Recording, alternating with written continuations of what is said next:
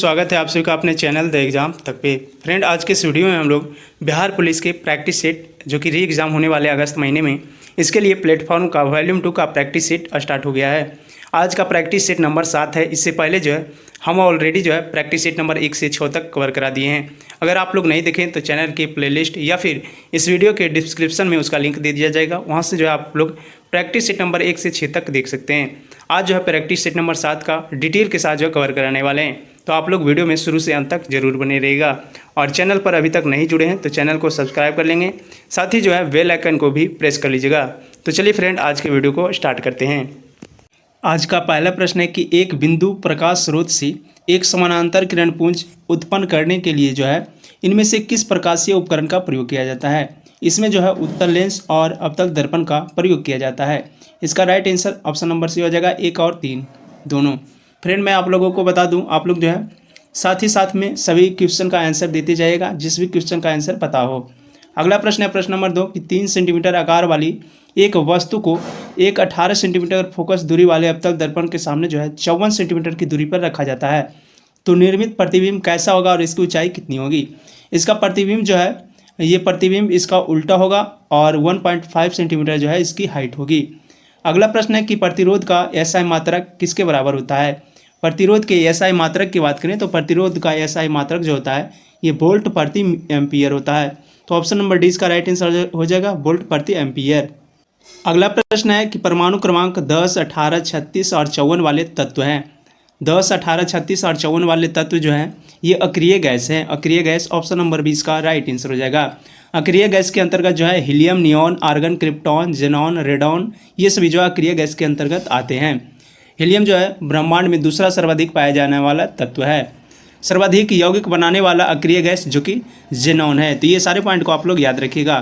और फ्रेंड, इस वीडियो में हम लोग डिटेल के साथ जो है 100 प्रश्न को कवर करने वाले हैं, तो वीडियो में आप लोग शुरू से अंत तक बने रहिएगा।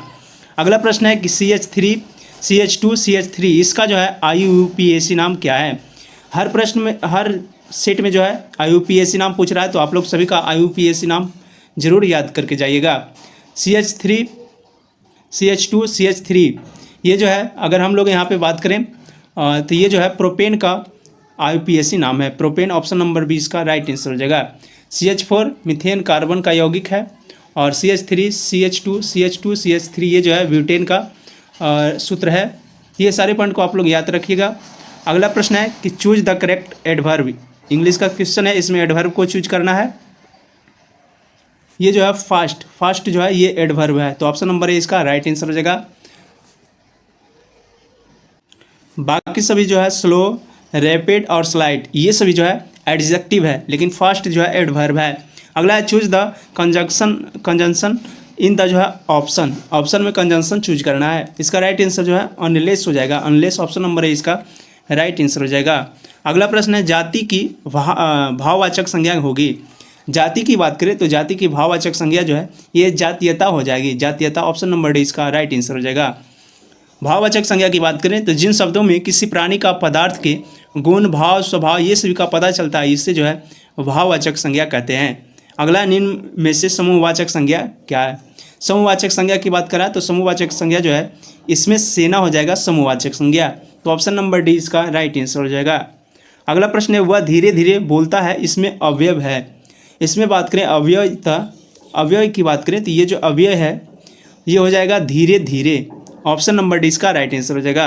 अगला प्रश्न है निम्न में से कौन सा जो है अभिकारक ए के स्थान पर आएगा और उदासीनीकरण अभिक्रिया प्रदान करेगा। ये जो आएगा ये आएगा हाइड्रोक्लोरिक अम्ल। हाइड्रोक्लोरिक अम्ल जो कि ए के स्थान पर आएगा। अगला प्रश्न है और हाइड्रोक्लोरिक अम्ल की बात करें तो इसका रासायनिक सूत्र जो होता है ये HCl होता है।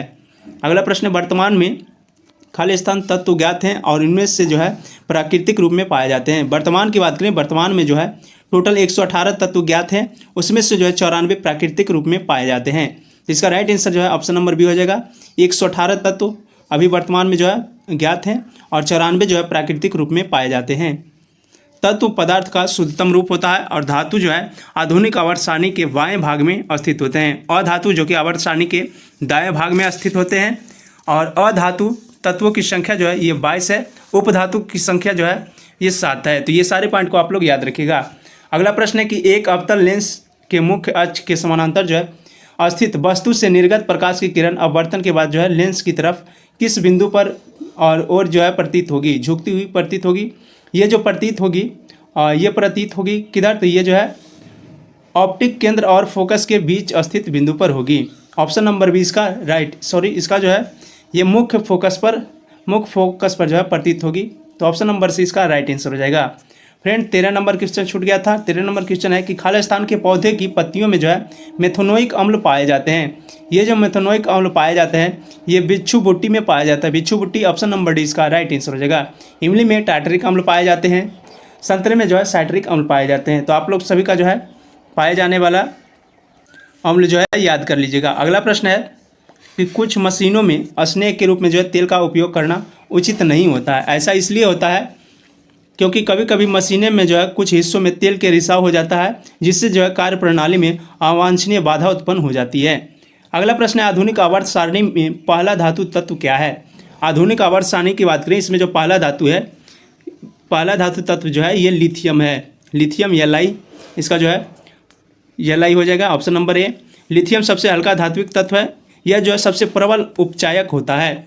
ये सारे पॉइंट को आप लोग याद रखिएगा। अगला प्रश्न है कि लेड नाइट्रेट को जोरदार ढंग से जो गर्म करते समय निकलने वाली ताल भूरे रंग की गैस का नाम क्या है। ये जो लाल भूरे गैस रंग है इसका नाम है nitrogen dioxide. Nitrogen dioxide option number C इसका राइट आंसर हो जाएगा। और नाइट्रोजन डाइऑक्साइड का रासायनिक सूत्र होता है NO2।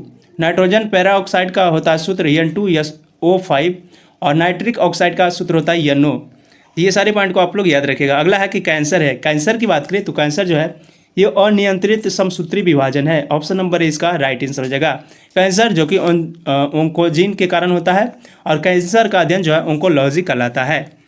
कैंसर बहुत प्रकार के होते हैं, ब्लड कैंसर, फेफड़ों का कैंसर, ब्रेन कैंसर, ये सभी जो है कैंसर के रूप हैं। अगला प्रश्न है कि निम्नलिखित में से कौन सी ग्रंथि जो है जन्म के समय बड़े आकार की होती है लेकिन उम्र बढ़ने के साथ जो है आकार में कमी आ जाती है।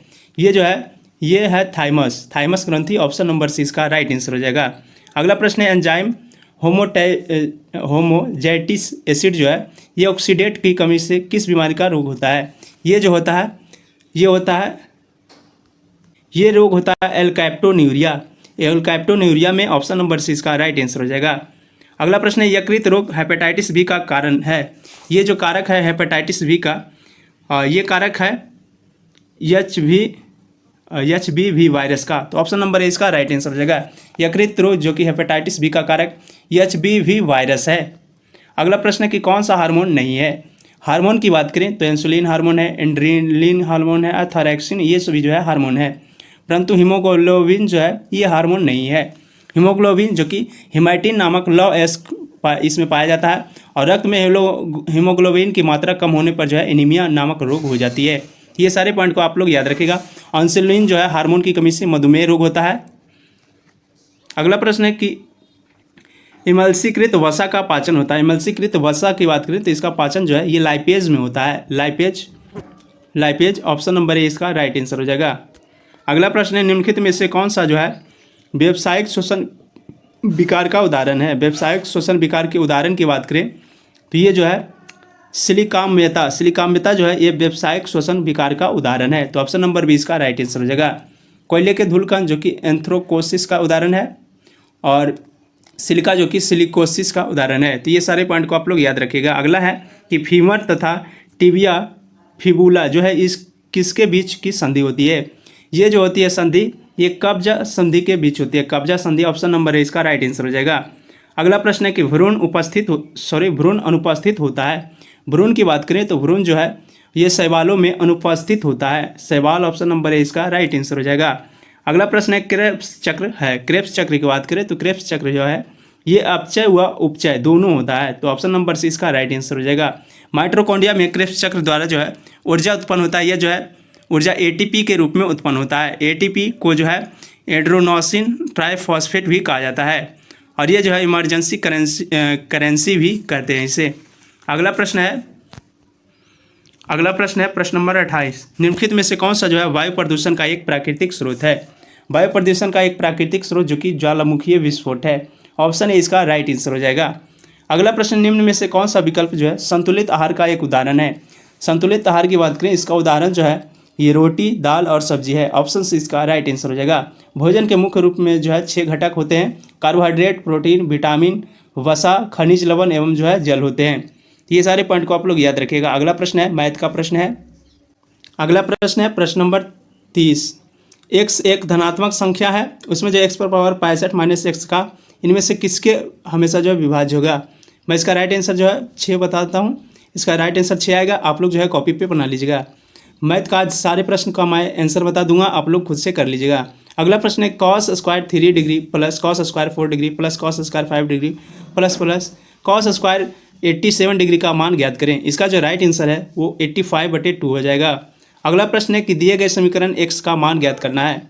x की बात करें तो x का मान जो इसमें आएगा वो x का मान आएगा इसमें 2 और -1। ऑप्शन नंबर सी इसका राइट आंसर हो जाएगा।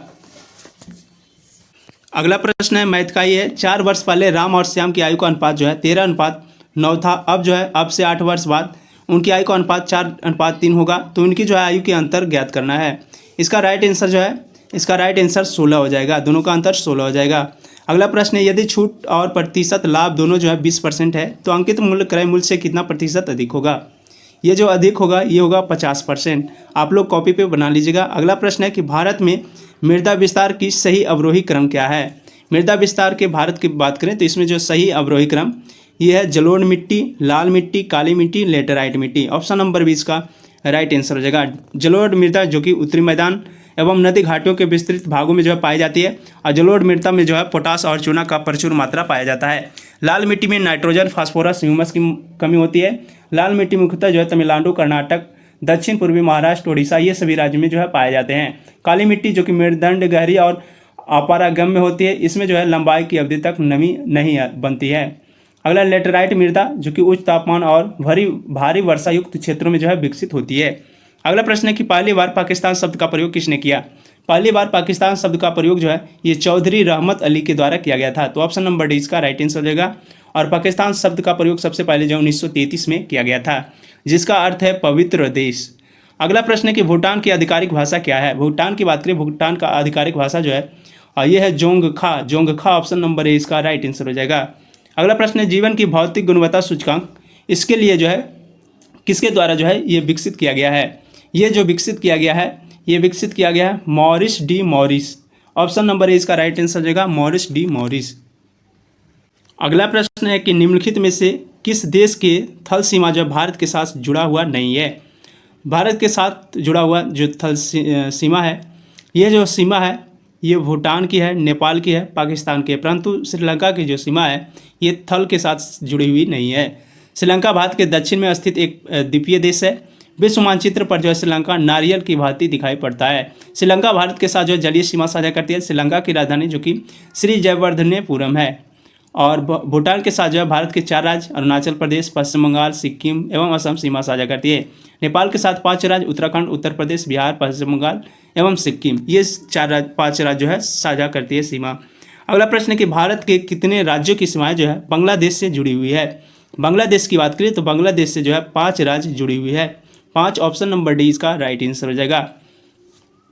5 राज्य कौन कौन है तो पश्चिम बंगाल, त्रिपुरा, मेघालय, मिजोरम तथा जो है असम। और सर्वाधिक सीमा जो है भारत की ये बांग्लादेश के साथ ही लगती है जो कि 6100 किलोमीटर लगती है। भारत के 16 राज्य पड़ोसी देशों के साथ सीमा लगाती है। तो ये सारे पॉइंट को आप लोग याद रखिएगा। अगला प्रश्न है कि निम्नलिखित में से किस राज्य की सीमा जो है मिजोरम से नहीं लगती है।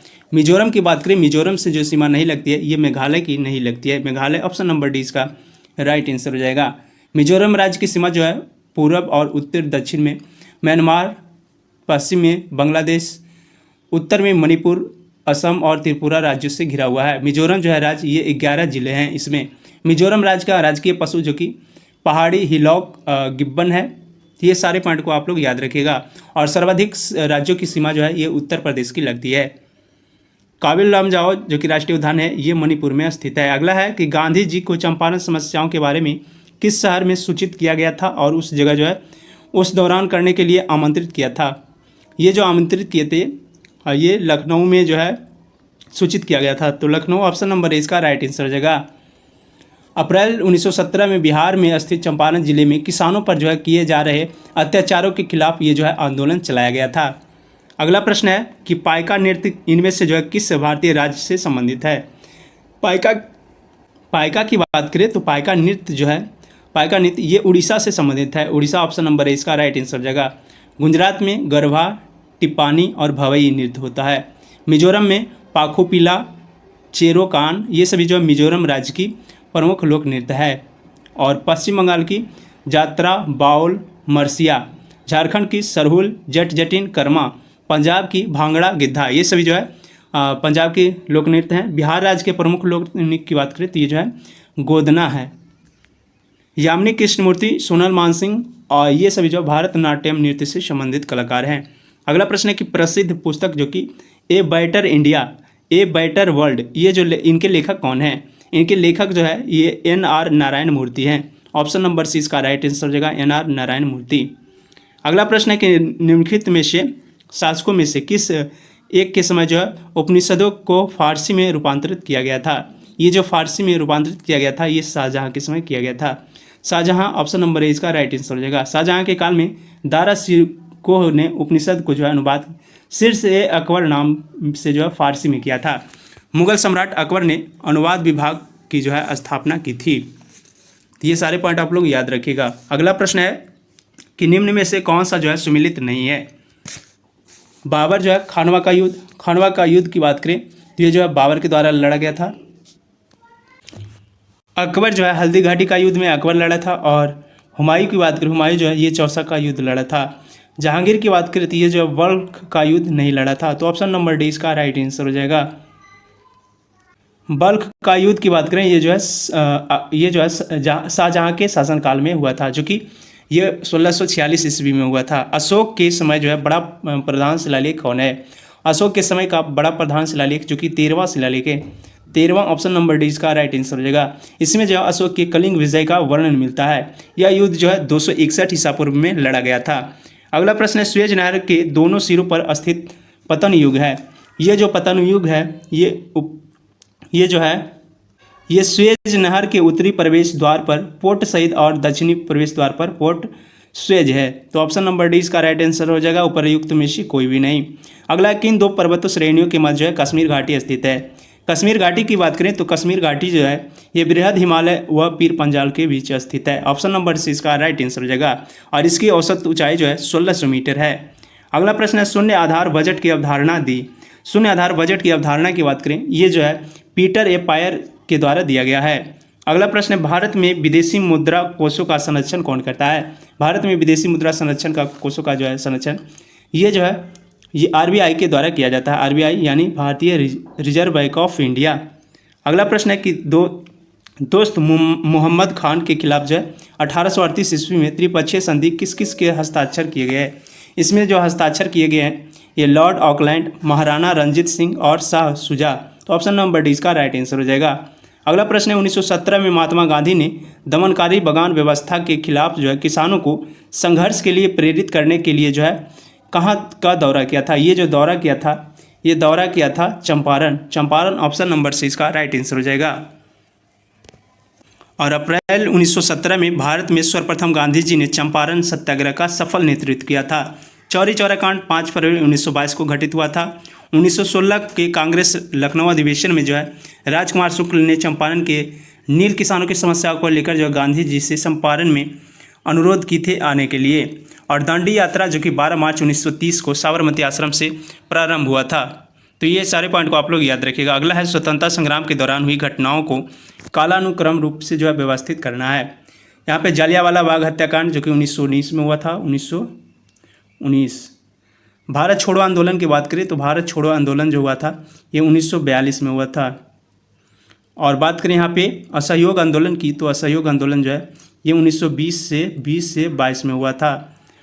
ध्वज सत्याग्रह की बात करें, ध्वज सत्याग्रह जो है ये 1923 में हुआ था। यानी सबसे पहले जो जलियांवाला बाग हत्याकांड हुआ था, उसके बाद जो है असहयोग आंदोलन हुआ था, उसके बाद ध्वज सत्याग्रह, उसके बाद जो है यानी पहले 1 हो जाएगा, फिर 4, 3, 2। ये जो है ऑप्शन नंबर 20 का राइट आंसर हो जाएगा। अगला प्रश्न है कि भारत में खरीफ की बुआई किस माह में होती है। भारत की बात करें तो भारत में खरीफ की बुआई जो है ये जून जुलाई में होती है, जून जुलाई, ऑप्शन नंबर सी इसका राइट आंसर हो जाएगा। और इनकी कटाई जो है अक्टूबर नवंबर के आसपास होती है। अगला प्रश्न है कि ए अकेले किसी कार्य को 30 दिनों में पूरा कर सकता है, जबकि बी जो है 40 दिनों में पूरा कर सकता है। ए बी साथ मिलकर जो है इसका रेशियो कितना आ जाएगा, तो ये जो है 40 और 30 का एलसीएम जो है 40-30 का एलसीएम 120 आ जाएगा। और ये जो है 4:3 में आ जाएगा 120 कार्य को ये जो दोनों मिलकर यानी 7 रेशियो से कितना दिनों में करेगा, तो यह जो है 17.1/7 दिनों में करेगा, यानी ऑप्शन नंबर सी इसका राइट आंसर हो जाएगा। अगला प्रश्न है त्रिभुज ABC में एक त्रिभुज है, शीर्ष जो है क्रमशः A00, बी जो है A5 है और सी जो है -5 और 5 है। त्रिभुज के एक का समकोण होगा, तो ए का मान जो है ये समकोण है, ए कोण जो है ये समकोण है, तो ए का मान ज्ञात करना है। यहाँ पे ए का मान जो आएगा ये 5 आएगा, ऑप्शन नंबर 20 का राइट आंसर हो जाएगा। अगला प्रश्न है सीता गीता, ये जो है आप लोग क्वेश्चन देख लीजिए, इसका जो राइट आंसर है मैं बताता हूँ, आप लोग कॉपी पे बना लीजिएगा। इसका राइट आंसर 4400 आ जाएगा, ऑप्शन नंबर डी इसका राइट आंसर हो जाएगा। अगला प्रश्न चक्रवृद्धि ब्याज के कितने प्रतिशत वार्षिक दर से जो है 1200 रुपये की राशि 3 वर्षों में बढ़कर जो है ये 1488.77 हो जाएगी। ये जो हो जाएगी ये हो जाएगी 6% इसका जो है चक्रवृद्धि ब्याज हो जाएगी। अगला प्रश्न है कि वह द्विघात समीकरण जिसके मूल जो है मूल समीकरण x² + x + 1 = 0 है, तो मूल के प्रतिलोम होंगे, इसका जो प्रतिलोम होगा ये होगा x² + x + 1 = 0, option number A इसका राइट आंसर हो जाएगा। अगला प्रश्न है भारतीय रुपयों का नया मुद्रा जो प्रतीक आधिकारिक तौर पर किस वर्ष अपनाया गया, ये जो है 2010 में अपनाया गया था, 2010, ऑप्शन नंबर सी इसका राइट आंसर हो जाएगा। अगला प्रश्न है और ये जो है डॉक्टर उदय कुमार आर्किटेक्चर द्वारा जो है भारतीय करेंसी का डिजाइन किया गया था। अगला प्रश्न है कि भारतीय संविधान के किस अनुसूची में जो है केंद्र राज्यों के बीच विधायक विषयों का त्रिस्तरीय जो वितरण उल्लिखित है, ये जो वितरण उल्लिखित है ये 7वीं अनुसूची में उल्लिखित है, 7वीं, ऑप्शन नंबर डी इसका राइट आंसर हो जाएगा। भारतीय संविधान का कौन सा अनुच्छेद जो है व्यक्तिगत संपत्ति के लिए सुरक्षा प्रदान करता है, ये सुरक्षा प्रदान करता है अनुच्छेद 300 के ए। अगला प्रश्न है कि सूचना का अधिकार अधिनियम जो है 2005 में कितनी अनुसूचियाँ हैं, इसमें जो है टोटल 2 अनुसूचियाँ हैं, 2, ऑप्शन नंबर डी इसका राइट आंसर हो जाएगा। सूचना के अधिकार अधिनियम को कुल जो है 6 अध्याय 31 धाराएं और 2 अनुसूचियाँ हैं। अगला है कि निम्नलिखित में से कौन सा एक जो है कर मुक्त अनुलाभ है, मुक्त अनुलाभ की बात करें ये जो है नियोक्ता द्वारा प्रशिक्षण, ऑप्शन नंबर डी इसका राइट आंसर हो जाएगा। अगला भारतीय संविधान का कौन सा भाग जो है केंद्र और राज्य के बीच विधायक संबंधों से संबंधित है, ये जो है ऑप्शन नंबर सी भाग 11। अगला प्रश्न है भारतीय संविधान में राज्य के नीति निर्देशक तत्वों की अवधारणा जो है ये कहाँ से ली गई है, राज्य के नीति निर्देशक तत्वों की अवधारणा की बात करें ये जो है आयरिश यानी आयरलैंड के संविधान से लिया गया है। जनगणना 2011 के अनुसार ग्रामीण भारत के निम्नलिखित में से किस राज्य में सबसे कम जो है अशोधित जन्म दर है, सबसे कम अशोधित जन्म दर की बात करें ये जो है केरल की है, केरल, ऑप्शन नंबर सी इसका राइट आंसर हो जाएगा। अगला प्रश्न है कि भारतीय संविधान का कौन सा अनुच्छेद जो है बेगार यानी बधवा मजदूरी पर रोक लगाता है, बधवा मजदूरी पर रोक जो है ये अनुच्छेद 23 लगाता है, अनुच्छेद 23, ऑप्शन नंबर डी इसका राइट आंसर हो जाएगा। अगला प्रश्न है भारतीय संविधान के किस अनुच्छेद में उल्लिखित है कि सर्वोच्च न्यायालय एक अभिलेख न्यायालय यानी कोर्ट ऑफ रिकॉर्ड होगा, ये जो है ये भारतीय संविधान के अनुच्छेद 129 में इसका वर्णन मिलता है। अगला प्रश्न है भारतीय संविधान का निम्नलिखित में से कौन सा अनुच्छेद जो है राष्ट्रपति के राज्यों में राष्ट्रपति शासन लगाने का अधिकार देता है, ये जो अधिकार देता है ये अनुच्छेद 356 देता है, 356, ऑप्शन नंबर डी इसका राइट आंसर हो जाएगा। अगला प्रश्न है कि भारत में सर्वोच्च न्यायपालिका निकाय कौन सा है, भारत में सर्वोच्च न्यायपालिका निकाय की बात करें तो ये जो है उच्चतम न्यायालय है, उच्चतम न्यायालय, ऑप्शन नंबर डी इसका राइट आंसर हो जाएगा। अगला प्रश्न है कि भारत में राज्य विधानसभाओं का चुनाव कौन आयोजित कराता है, भारत में राज्य विधानसभाओं का चुनाव जो है ये जो चुनाव भारत निर्वाचन आयोग द्वारा जो है इसका किया जाता है, तो भारत निर्वाचन आयोग, ऑप्शन नंबर ए इसका राइट आंसर हो जाएगा। अगला है कि संसद के दोनों सदनों की संयुक्त बैठक बुलाने का अधिकार जो है किसके पास है, दोनों के बैठक को बुलाने का अधिकार जो है संयुक्त रूप से ये भारत के राष्ट्रपति के पास, भारत के राष्ट्रपति अनुच्छेद 108 के तहत जो है दोनों सदनों की संयुक्त बैठक बुलाते हैं। संसद की संयुक्त 3 परिस्थितियों में जो है ये बुलाई जा सकती है। अगला प्रश्न है कि निम्नलिखित में कौन सा जो है जनजाति ये कैल पोल्डू नृत्य त्यौहार मनाते हैं, ये जो त्यौहार मनाते हैं और ये बनाते हैं कोडव जनजाति। कोडव ऑप्शन नंबर ए इसका राइट आंसर हो जाएगा। अगला 1951 में जो है निम्नलिखित में से किस राष्ट्र ने पहले एशियाई खेलों का मेज़बानी की थी? 1951 में पहले एशियाई खेलों का आयोजन जो है ये भारत में किया गया था। भारत ऑप्शन नंबर सी इसका राइट आंसर हो जाएगा। एशियाई खेल का प्रारंभ जो है 4 मार्च 1951 को न्यू दिल्ली में आयोजित किया गया था। अगला प्रश्न है कि भारत के आर्थिक सर्वेक्षण को भारत में पहली बार जो केंद्रीय बजट के एक भाग के रूप में जो है किस वर्ष पेश किया गया था? ये जो पेश किया गया था ये 1950 से 51 के बीच पेश किया गया था। कश्मीर के पुरुष और महिलाओं के द्वारा जो है पहनी जाने वाली पारंपरिक पोशाक निम्नलिखित में से कौन सी है? ये जो पोशाक है ये फेरन है। फेरन ऑप्शन नंबर सी इसका राइट आंसर हो जाएगा। अगला north east small finance bank का कॉरपोरेशन कार्यालय निम्नलिखित में से किस शहर में स्थित है? ये जो स्थित है ये गुवाहाटी शहर में स्थित है।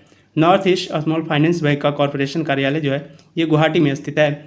नवनिर्मित संसद भवन का उद्घाटन पीएम मोदी के द्वारा जो है कब किया गया? ये जो उद्घाटन किया गया है और ये किया गया है 28 मई 2023। ऑप्शन नंबर सी इसका राइट आंसर हो जाएगा। और नए संसद भवन में जो है लोकसभा की सीट 888 और राज्यसभा की सीट 384 है। अगला ऑस्ट्रेलिया के किस शहर में भारत ने जो है नए वाणिज्य दूतावास की स्थापना की घोषणा की है? ये जो है ब्रिस्बेन में किया है। ब्रिस्बेन ऑप्शन नंबर डी इसका राइट आंसर हो जाएगा। अगला प्रश्न है कि राष्ट्रपति भवन में मौजूद मुगल गार्डन का नाम बदलकर क्या रख दिया गया है? मुगल गार्डन का नाम जो है अब इसका नाम जो है अमृत उद्यान कर दिया गया है। अमृत उद्यान ऑप्शन नंबर सी इसका राइट आंसर हो जाएगा। अगला प्रश्न है उड़ीसा उच्च न्यायालय के मुख्य न्यायाधीश कौन बने हैं? उड़ीसा उच्च न्यायालय के मुख्य न्यायाधीश जो है ये 33वें मुख्य न्यायाधीश जो कि सुभाषिष तलपात्रा बने। Subhashish Talpatra option number D इसका राइट आंसर हो जाएगा। अगला है कि विश्व नागासाकी दिवस जो है 2023 किस तिथि को मनाया गया? नागासाकी दिवस 2023 की बात करें ये जो है ये 9 अगस्त को मनाया गया। 9 अगस्त ऑप्शन नंबर बी इसका राइट आंसर हो जाएगा। 9 अगस्त को विश्व आदिवासी दिवस भी मनाया जाता है। 9 अगस्त को भारत छोड़ो आंदोलन दिवस भी मनाया जाता है। और 9 अगस्त 1945 को नागासाकी पर फैट मैन नामक परमाणु बम जो है यूएसए के द्वारा गिराया गया था। अगला है इंग्लिश का प्रश्न है ए बैड इक्स मीन्स। इसका जो राइट आंसर है वो ए बैड पर्सन हो जाएगा। ऑप्शन नंबर ए इसका राइट आंसर हो जाएगा। Choose the correct verb from Discovery of India has been written by Jawaharlal Nehru. इसका right answer option number B हो जाएगा हैज़ बीन रिटेन। अगला प्रश्न है कि choose the synonyms of the word resistance. Resistance का साइनोनिज्म जो है ये हो जाएगा रिफ्यूजल ऑप्शन नंबर सी इसका राइट आंसर हो जाएगा। अगला प्रश्न choose the wrongly spelling word. इसमें जो है रॉन्ग स्पेलिंग को चूज करना है। इम्ब्रस जो है ये रॉन्ग है। ऑप्शन नंबर बी इसका राइट आंसर हो जाएगा। अगला प्रश्न है कि चूज द करेक्ट ट्रांसलेशन। मैं आज घर पर हूँ। इसका ट्रांसलेशन जो हो जाएगा ये I am at home today. Option number A इसका राइट आंसर हो जाएगा। अगला प्रश्न है कि choose the correct suffix to from noun को सफिक्स करना। ये सफोकेट की बात करें ये जो वर्ब है इसका राइट आंसर जो है सफोकेट का टियन हो जाएगा। टियन ऑप्शन नंबर बी इसका राइट आंसर हो जाएगा सफोकेटियन। अगला क्लोरोफॉर्म का अणुसूत्र क्या है? क्लोरोफॉर्म की बात करें तो क्लोरोफॉर्म का अणुसूत्र जो होता है CHCl3 होता है। CHCl3 ऑप्शन नंबर ए इसका राइट आंसर हो जाएगा। अगला प्रश्न है एक प्रकाशिक उपकरण जो कि एक्स की फोकस दूरी -30 सेंटीमीटर है तो एक्स हो सकता है। ये जो एक्स हो सकता है या तो अवतल लेंस हो सकता है या फिर अवतल दर्पण हो सकता है। ऑप्शन नंबर 20 का राइट आंसर हो जाएगा। अगला प्रश्न है किसी वस्तु द्वारा उसकी स्थिति या फिर विन्यास द्वारा प्राप्त ऊर्जा को कहा जाता है। ये जो कहा जाता है ये अस्थितीय ऊर्जा कहा जाता है। अस्थितीय ऊर्जा ऑप्शन नंबर सी इसका राइट आंसर हो जाएगा। अगला प्रश्न है रक्त का कौन सा घटक जो है भोजन CO2 और नाइट्रोजन युक्त कचरे का परिवहन करता है? ये जो करता है ये प्लाज्मा करता है। प्लाज्मा ऑप्शन नंबर ए इसका राइट आंसर हो जाएगा। अगला प्रश्न है कि वायु में 0 डिग्री सेंटीग्रेड तापमान पर ध्वनि की गति होती है। 0 डिग्री सेंटीग्रेड पर ध्वनि की गति जो होती है ये 331 मीटर प्रति सेकेंड होती है। अगला है कि वह आप आ ही गए। इसमें जो अवयव होगा ये अवयव होगा वाह। अगला प्रश्न है कि देवालय शब्द कौन सा समास है? देवालय शब्द की बात करें ये जो है देवालय ये तत्पुरुष समास है। अगला प्रश्न है कि लूट शब्द में जो है कौन सा प्रत्यय लगेगा? लूट शब्द की बात करें लूट शब्द में ये जो है एरा प्रत्यय लगेगा। एरा ऑप्शन नंबर 20 का राइट आंसर हो जाएगा। विष के दांत कैसी कहानी है? विष के दांत की बात करें तो विष के दांत जो है ये मनोवैज्ञानिक कहानी है। अगला प्रश्न है, कौन सा शब्द जो है शुद्ध है? शुद्ध की बात करें तो इसमें जो शुद्ध है ये हितैषी, ऑप्शन नंबर सी इसका राइट आंसर हो जाएगा। फ्रेंड, आज के इस वीडियो में हमने जो है टोटल 100 के 100 प्रश्न को कवर कराया है। वीडियो अगर आपको अच्छी लगी तो वीडियो को लाइक कर देंगे। और आज हमने जो है मैथ का क्वेश्चन हल नहीं किया है, इसके लिए आपसे जो है सॉरी मांगता हूं। और अगले वीडियो में जो हम लोग डिटेल के साथ कवर करने वाले हैं। तो वीडियो अगर आपको अच्छी लगी तो वीडियो को लाइक कर देंगे और चैनल को अभी तक सब्सक्राइब नहीं किए हैं तो सब्सक्राइब भी कर देंगे। तो चलिए फ्रेंड, अब हम लोग अगले वीडियो में मिलेंगे। आज के लिए इतना ही। जय हिंद।